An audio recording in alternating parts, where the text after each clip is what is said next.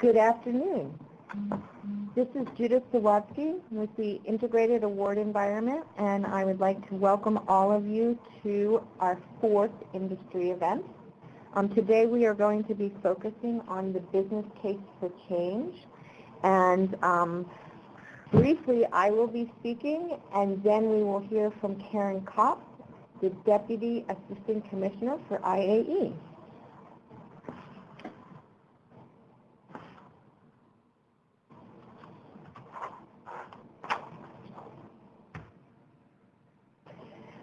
So we're going to talk just as sort of a revisit for those of you who have joined us for other events or have been following us at interact.gsa.gov, or who are just, industry partners with us. We're going to revisit a little bit our mission and vision and where we are today versus where we see ourselves in the near future or tomorrow, and the architectural principles that are guiding us to get there. And then Karen's going to take us forward and talk about the case for change, why we're doing this and how we're doing this, as well as sort of what's in it for you and what we expect from our partners. So our mission, as you see on the site, is that we support a common secure business environment which facilitates and supports cost-effective acquisition of and payment for goods and services, as well as effective management of the federal acquisition and assistance awards and consistent transparency into federal acquisition and assistance awards. So in short, what does that mean? It means that our environment, the integrated award environment, runs currently systems that fosters the full life cycle of acquisition as well as federal award. And it is our mission to ensure that our partners, whether or not those be agencies or those be entities in the private sector, can use those systems and see the data in the most transparent and effective manner possible.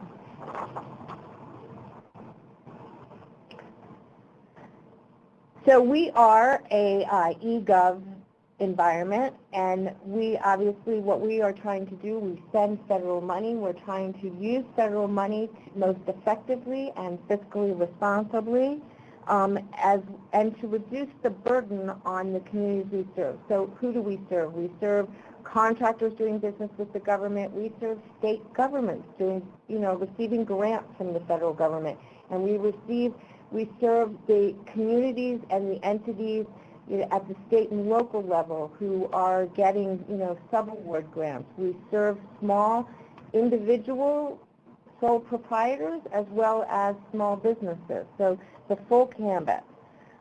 We are dedicated to continuous process improvement.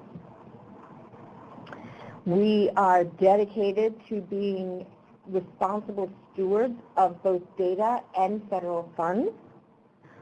We are dedicated to collaborating across the federal government, and Karen's going to talk about some of the ways in which we do that, as well as protecting the quality of the data that we receive.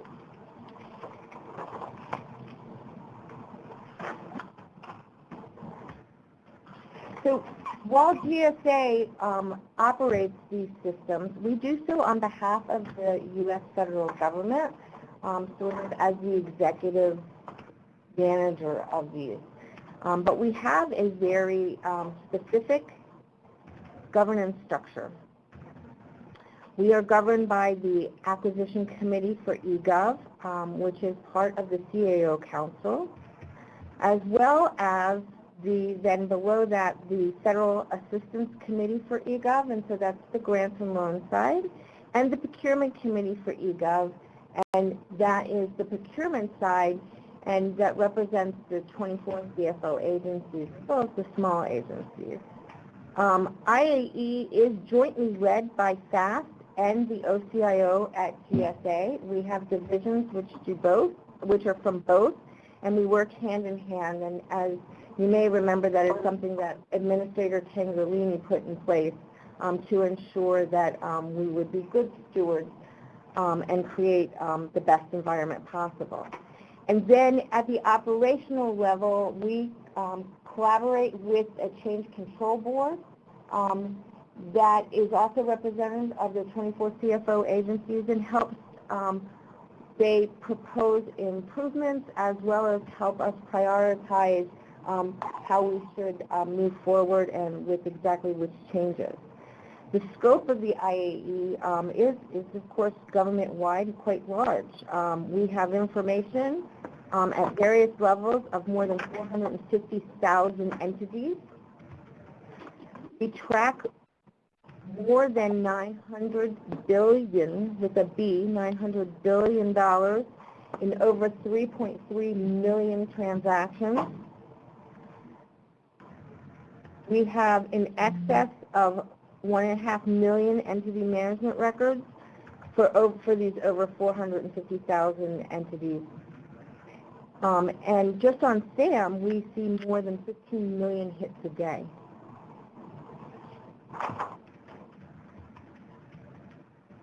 So a little bit about today and tomorrow in the very shorthand, which is if you look down the left-hand side where it says the current IAE environment, we see essentially 10 systems.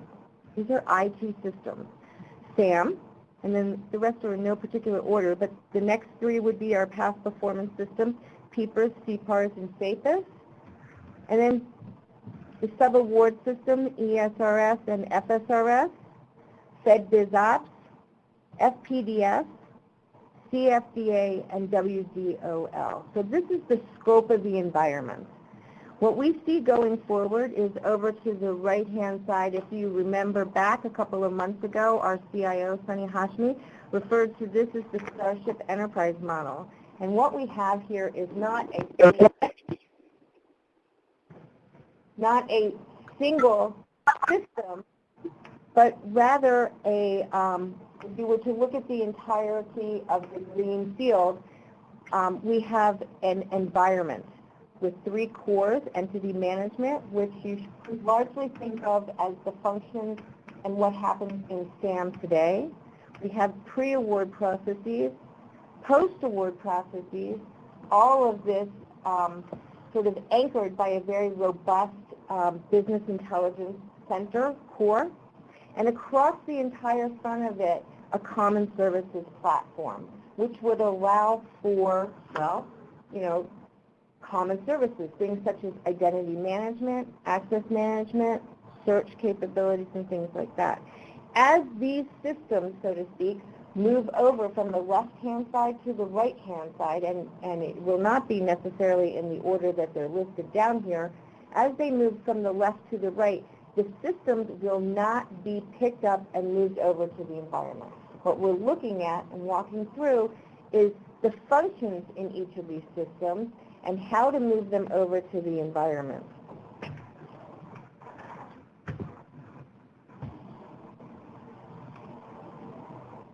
As I mentioned, we have a set of architectural principles. We have a set of architectural principles which guide us in the decisions that we make now in our planning, and will guide us in the actions which we take going forward. The first of them is that we be open. And I'm actually just going to run through these because Kara's going to talk to them to a large extent. That we treat data as an asset. We use continuous improvement to drive innovation. That we provide an effective user experience for all stakeholders. So one of the things that we do is we talk often about the fact that the new environment will be highly user-centric. That business transactions must be time and cost measurable. Clearly, we must bake security into the dough that is the new environment. We have a lot of data at our hands, and some of it is, must be protected very cautiously, and of course we don't want anybody getting into it. And we must build value over maintaining where we are today. Okay, with that, I am going to invite Karen to address us. Thank you all for coming here this afternoon. I'm looking forward to speaking to you about the business case for change. Now that Judith has caught you up in what went on in what we presented in our other industry days and spoke a little bit about our vision and mission and where we're going and how we're satisfying those things, I would like to talk to you today about the drivers behind where we're going. But before I get into the details of that, I would like to talk to you about the IAE as a whole and as a program in terms of the components of that program. I'm going to view it as a model for the rest of this presentation. If you think of the IAE, it really has three components. There are the systems that compose the IAE, and those are all the systems Judith listed. FBO, CC, all the systems she listed, SAM, past performance systems, the sub-reporting systems. It also includes the help desk, it includes our security teams, anybody supporting the operations, maintenance, and enhancements of those systems. And I would like you to view those systems as kind of the IAE product, if you will. We also have our customers, and when I think of IAE customers, I think of all the people that use the system and use the data from the systems. Examples include any of our stakeholders, such as our oversight organization, taxpayers who look at the data, contractors looking for opportunities, any individuals that come into the IAE environment and use that data for some purpose. So as I go forward and talk about our business case for change, I'm going to be referring to one of these components of the IAE environment.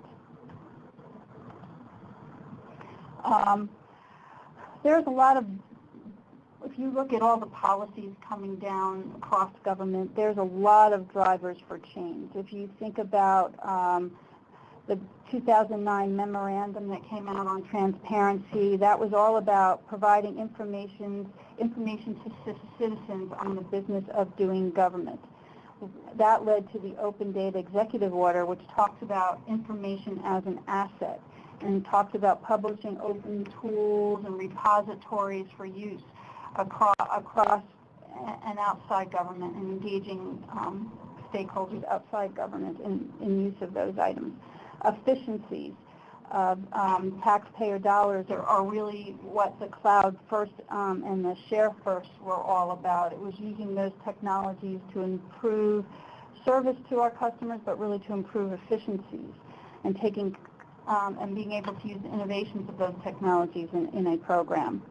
And the second Open Government Initiative was really about open government, and included like 23 initiatives ranging from the citizens' input on the budget, to improving the FOIA process, to We the People petitions, all ways of engaging taxpayers into government. So thinking about these impetuses is what we're thinking about are some of the things that led us to the reasons why we're going the way we're going in our program.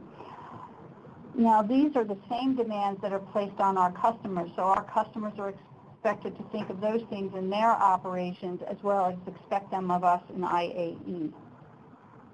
And on top of that, there are continual policy changes that continually come into the IAE, requiring system changes and to ensure compliancy. And of all those things, given the nature and the age of some of the systems in our environment, they take a lot of time and a lot of resources to get them done. So these are all impetuses for why our program is moving in the direction that we are moving. So if you think about how that impacts how we run as a PMO today. If you think of our customer service model right now, I'm going to talk about the PMO. That includes all our governance group, all our project managers, anybody that has an impact on running and operating our systems today. Our stakeholders, the way we deal with our stakeholders need to be transparent, open. Our customers or anybody touching our systems, they want to know and understand what we're doing with taxpayer dollars, how we're using it, and they demand to be more open and transparent, and that holds us accountable to make sure we're making good use of taxpayer dollars, but also it helps them do the business of government. It helps them with their processes. It helps them make sure that they're making data-driven policy decisions. And so we need to incorporate that into how we run as a PMO. We have agile and cloud technologies that promote efficiency. So those things are the kinds of things we were incorporating into the PMO, and to do that,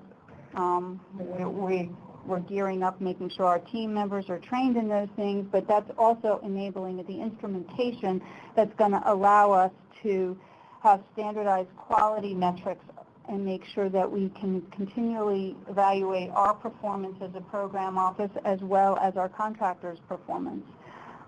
This will also ensure us this will hold us accountable for using taxpayer dollars wisely, and it'll also make sure that our program is moving in the direction that we need it to. Now, I know budgets are tight for everybody, taxpayers, corporation, everybody. So part of our job is to constantly improve efficiencies, minimize the work in process, make sure that we're embracing the agile principles. And I'll talk a little bit more in the next couple of slides about how we're doing that and how we're incorporating agile and cloud technologies into where we're going as a program.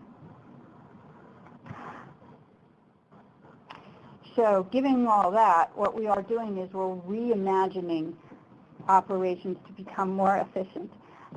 Like I talked about before, minimizing work in progress. We want to make sure that we have transparency initiatives going on. We're making sure that we have cost of transactions to make effective taxpayer decisions as we do that, as we look at our processes. I want to start talking about agile and how we embrace agile. We are kind of, if you will, reorganizing how we run internally. We're engaging our team members to be product owners, they're responsible for the functions that will be developed using agile and rolled into the new environment. They will be responsible for doing things like managing that product, managing the backlogs, helping prioritize what goes into the Scrum sessions. We'll have Scrum masters, data stewards, and all of that will allow for quicker delivery, improved cycle time, and as we really start and ramp that up, the velocity with which we hope to throw the functions into operation will speed up. And we're using those agile throughout all our operations. Like, for example, one of the things that we're doing internally is developing standardized SOPs so anybody coming new into the program will understand how to do things, and we're even developing those in an agile way using agile practices and Scrum review sessions so that we can get in the habit of doing that, but we can actually start operating in a more CMMI-like way to be more efficient and effective with our own resources. We're investing in our people to expose them to the most forward-thinking ideas surrounding agile and cloud technologies, data management, to make sure that we can be innovative and think of new ways to go forward and deliver the product that we need to deliver to our customers. And one of the things that's really important to us is understanding the true cost of transactions, whether it's relative or absolute. Knowing the true cost of transactions will enable us and to work with our governance to prioritize and make better business decisions. We want to make sure we're getting the most bang for our bucks out of the taxpayer dollars, and that's critical to us being able to do that. Also, as we embark on the path forward, we're developing objective measures across our operations and across all our contracts to measure performance. Right now, when you have existing legacy systems, we were managing those as independent systems, and we're now looking across, trying to understand the measures going across so that we can start rolling. As we roll our functions into the new architecture, we will understand our performance measures and look where we can seek to improve things. We want to be able to measure true cycle time. We want to be able to minimize the work in process, and use all those lean concepts possible to improve efficiency across our operations.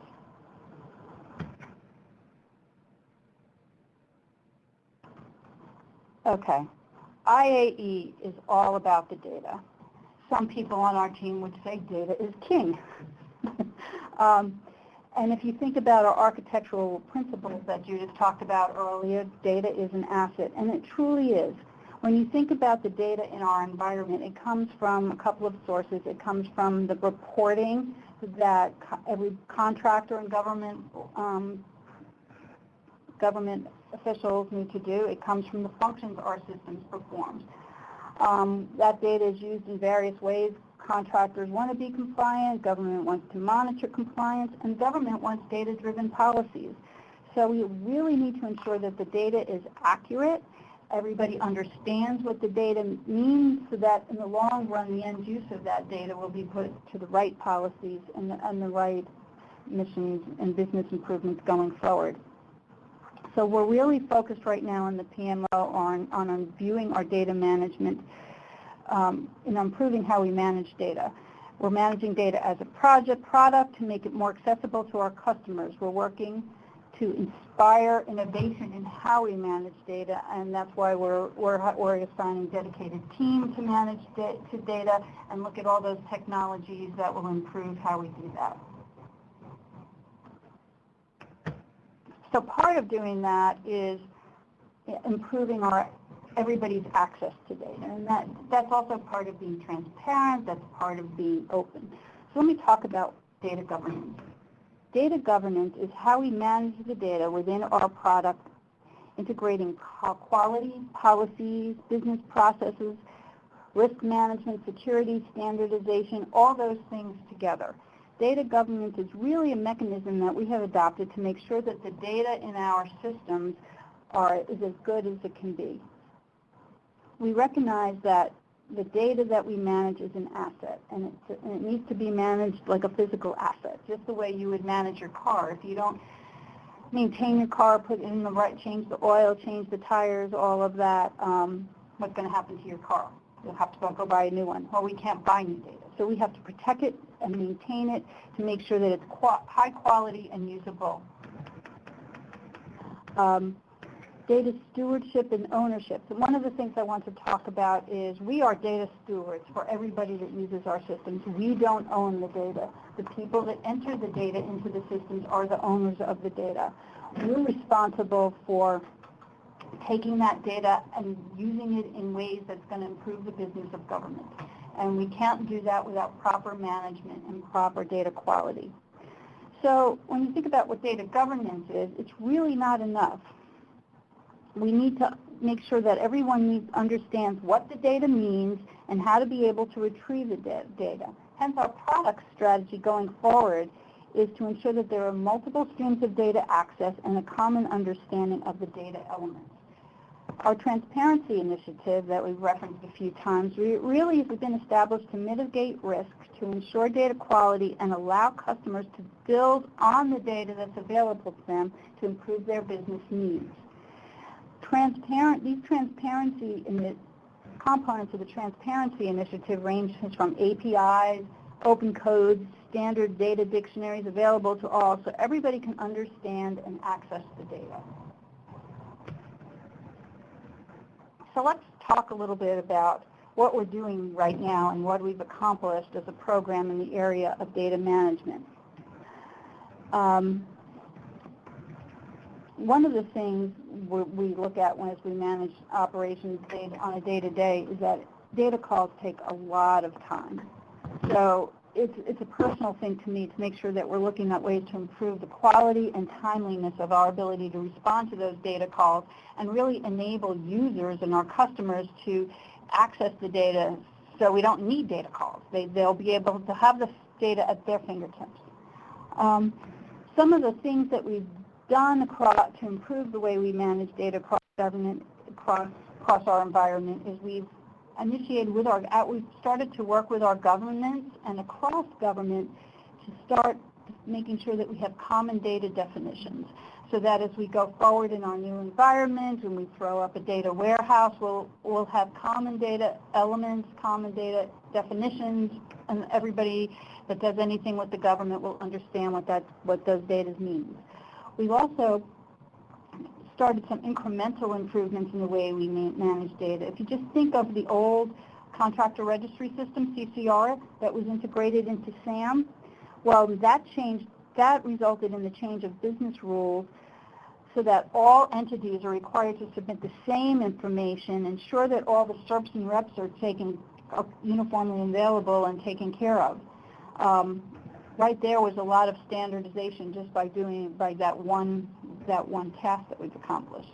Another recent task that we've done is the push and pull from Small Business Administration's database to improve our representation of small businesses in our systems to make sure that the data is the same inside of SAM as well as in DSDS. We have tools like SAM APIs that foster an ability to manipulate the data or ability to understand where an entity is in the registration process. As I previously mentioned, we are staffing the program to have dedicated individuals responsible for data quality.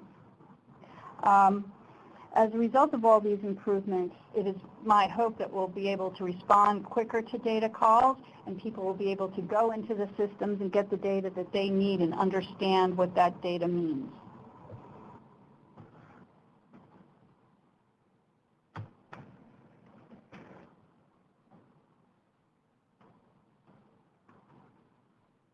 Okay. Our focus right now as a program and on behalf of our customers is on business value. Up until recently, we've been focusing on the perfect system. What I mean is getting rid of the defects. You know, when you first walk into a program like this, the goal would be, I want 0 defects on the list. But as we got to know the environment better, we really come to the realization that what counts is to be able to help our customers solve their business problems. And that's what we're doing as we move to the new environment. To do this, we're trying to understand what the business problems our stakeholders and our customers face. So to expand our understanding of our customers, we started doing focus groups. Focus groups that cover the functionality of each of the operational systems in the IAE environment. So far, we've completed ESRS, FSRS. We're about to start CFDA. And basically what we do is we have a representative sample across government and industry of stakeholders that come into our formally facilitated groups and give us information about the functions the system performs, what functions do they need that aren't in there, what's working well, and we dedicate the first at minimum 15 minutes into pain points. We let everybody get out of their system what it is, and we incorporate, we take this information, we compile it all together, and we use that to integrate with the existing functions, list of functions that are in the system to form our stories to start the agile process. And part of that is to ensure that we get everybody's opinion in all the different user roles and all the different personas. And if this is something that you would like to participate in, please feel free to send an email to iaeoutreach@gsa.gov, and we'll have that posted later on in the presentation so you can see it. It's all one word, lowercase, gsa.gov. But anyhow, we're using those focus groups and results of this to form our user stories and to help prioritize our backlogs. So that as we start the agile development process for the cores where the functions are going to reside, we will be able to account for as much as we can. One thing I want to caution is that not everything every stakeholder asks for can we necessarily incorporate in a system, but we can do our best cut at seeing how that from a policy perspective fits in and how we can make it easier for users. Next thing I want to talk about a little bit is a case study about how we're doing user focus. One of the techniques that we're using, if you will, we're looking to improve the user experience in our environment. So what we've defined a technique to define personas, if you will, that examines the motivations of the users so that we can help solve their system problems. Here's an example. Think of Amazon. When I think of Amazon, one of the first things I think of is books. So if you ask a question to somebody, what are you doing? They might say, I'm buying a book. But if you ask why, they might be saying, I'm buying this book for a present for my daughter who's at college. Taking that information could have resulted in Amazon stripping the shipping and billing information separately so that you can ship to somebody other than whom you bill, as well as starting up of a gift wrapping service. So those are the types of things we're trying to get out of the different personas that we come across as we do our focus groups. And one of the things that we're doing is establishing a living catalog of personas, as you will. So as we will be continually uncovering different users or different personas and people with different motivations to use the systems that we can continually review and try to satisfy as many of those different personas in the best way possible.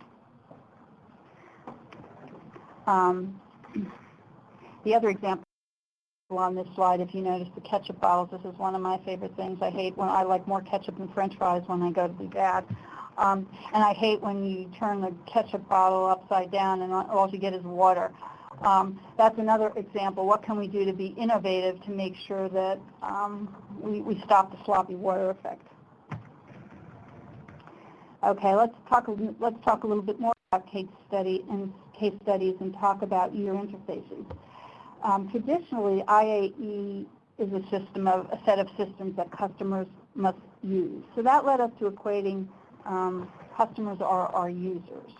But customers are more than users because they have to take the data from those systems and use it in their own business processes.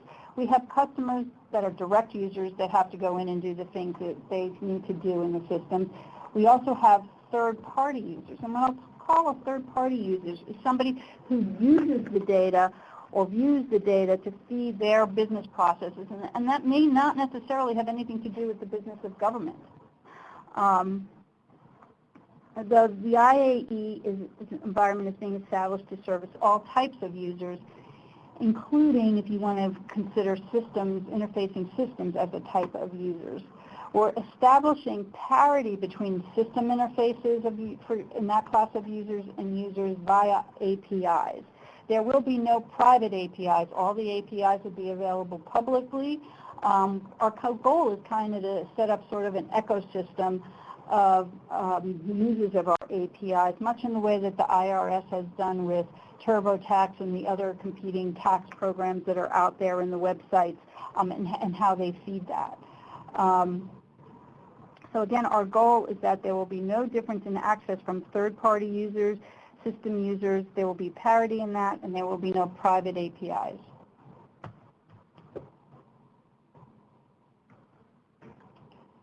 Let's talk about transparency. Transparency in our processes is what enables our oversight and taxpayers to understand IAE and hold them accountable for how we spend taxpayers' funds and how we satisfy our mission, and how we further the business of government. Transparency also enables us to get input from all our stakeholders, understand our customer business base, take advantage of lessons learned and expertise of allowing the masses to improve our codes. So one of the things that we're doing in the name of transparency is as we start developing our new environment, we're going to be throwing all the code out there for all the subject matter experts to hack. We want you to try and break it. We want you to tell us how to do it more efficiently. We want you to tell us when it's not very good because we want to improve it, and we want to use the wisdom of the masses to do that. Ultimately, for us, transparency reduces risk.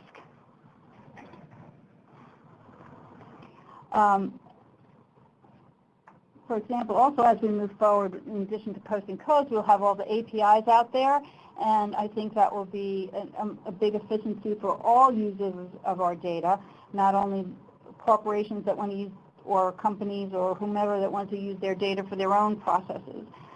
So again, that's another source of transparency. One of the things I wanted to point out to you is a case study of the SAM API. We have the APIs that are available for SAM posted on GSA's GitHub. Right now we have APIs that will allow people to understand the status of their registration without having to go through an interface. We are also working on search using an API. So those are the things that, an example of the transparency that we're trying to promote in our systems around APIs. And one of the things I wanted to stop a second and talk about our APIs, they were very important to us because those are kind of like a pilot and a proof of concept for us. It's the first step in developing new access methodologies for SAM data that we're going to be able to promote throughout our environment going forward. It provides a model of how taxpayers can develop their own application and how APIs can be presented in the future. And it also, from an operational perspective, provided us with the expertise of Agile development because we have used Agile techniques to do that and to get our team used to working in that mode. So, in essence, what I've talked about so far is our business drivers to transform the IAE, the product that we provide, and our operations. And we're using them to become more transparent, secure, and efficient. We're treating data as an asset, where customers have parity for the access in which they're allowed to have. We have feedback venues that exist to drive continual improvement. And we're going to have a continual live catalog of personas documenting customer motivation so that we have sources of information to spur innovation and continual improvement in our program. So like I did mention earlier, if you'd like to be more involved in those focus groups to provide feedback, you can send an email to iaeoutreach@gsa.gov. Now I'd like to allow the rest of the meeting time for questions. If there are any questions, I see that we have one. Are the ACE, SPACE, and PCE government-wide? Yes. Let me talk a little bit more in detail about our governance. We meet monthly. We have representatives of each agency that sit on our CCB, and we engage them every month in giving us priorities of enhancements, and we let them know what's going on in our environment so they can work with the people in their agency and have them ready to do the things that they need to do with our system to make them aware. We have two governance committees that are, if you want to say, you could say it, I guess conceivably it's above that. We call the Financial Assistance Committee for eGov and the Procurement Committee for eGov, and those are executives across the government. They consist of the 24 CFO agencies and the other 26 financial assistance agencies. And we meet regularly with them. They typically meet monthly to quarterly in that range of time, where we give updates on what's going on in the communities, and we hear what their struggles are and the requests and the projects they're working on to make sure that our systems are available to them. And if there are issues with the environment or we need guidance or direction that crosses both of them, we go to the ACE, and that's a committee of senior executives across government that we're ultimately accountable for in how we deliver the product.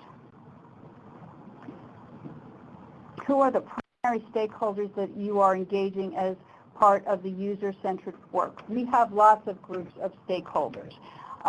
How we did it for ESRS and FSRS, we had contracting officers, grant specialists, we had the different roles that they performed, and we also had oversight, we had policy, we had and industry groups.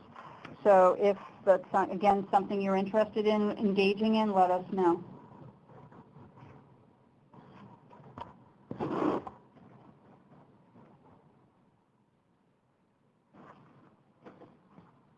So I would say for the ESRS and FSRS, we also had state governments, we had healthcare offices, we had we had educational institutions. It is an ongoing process that we're doing with the stakeholders. We started now with ESRS and FSRS jointly together as sub-award processes. And actually our conversations with those focus groups or those types of personas, even on those processes and functionalities, has not ended. We'll take that work. We're looking at potential recommendations for policy changes, not that we can promise anything, but we can be a conduit for that voice. We're looking at hurting points in the current way that the systems function, and we're looking for needs and desires for the future way that the system and the overall environment will function. We'll continue to reach out to focus groups, creating groups both through the grants and loans processes and through the procurement, both on the government side and in private industry, state and local governments as appropriate, and continue to do that. Yeah, one of the things as a result of those stakeholder work groups where we're developing stories, and those are things that we will publish as well, and we will put out there in case there's something we're forgetting, or you can say, oh, that's all, it doesn't work, in our world that's not going to work. So there'll be plenty of times at all stages, and we will be keeping the results of those and continually updating them as we roll out new functionality, and we need to, definitize our stories or whatever. Because I guess a lot of our stories now you might consider epics. Okay. Okay, the URL for the SAM API is gsa.github.io/SAM_API/SAM/. Now that you can also see that in the, if you download the presentation on the slide 20.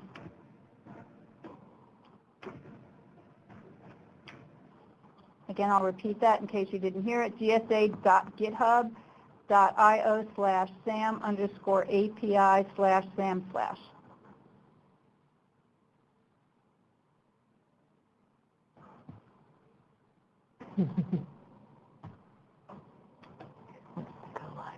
For new what? Capabilities? Okay, go live dates. We're right in the process right now, as you might be aware of, we have some solicitations on the street.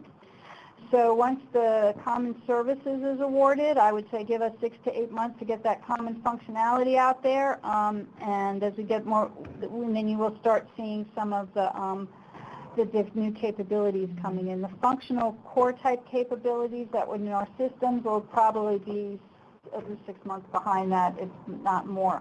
One of the things that we are doing as we're getting ready to, with ESRS, FSRS, that actually may be scheduled on a different platform that will be migrated into common services come probably next spring.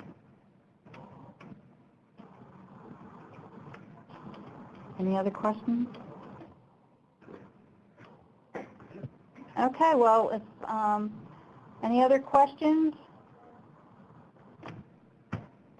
If you have additional questions and you just can't think of them right now, or you're being distracted by your BlackBerry or something like that, go ahead and either shoot them into Interact or send them into IAEOutreach@gsa.gov, and we will post a composed list of questions and answers. We appreciate your attendance. Please keep looking back at Interact, and we will update you of when we were going to have the next of the industry days, as well as when we start to move towards the launch of new capabilities. We will surely have, as much as possible, opportunities for people to take a look at, to feel, to test drive, to participate with us, and we hope that you will remain engaged. Yes, and we'll be using the GitHub platform and this platform to continually post the things that we would like your feedback on. So thank you very much.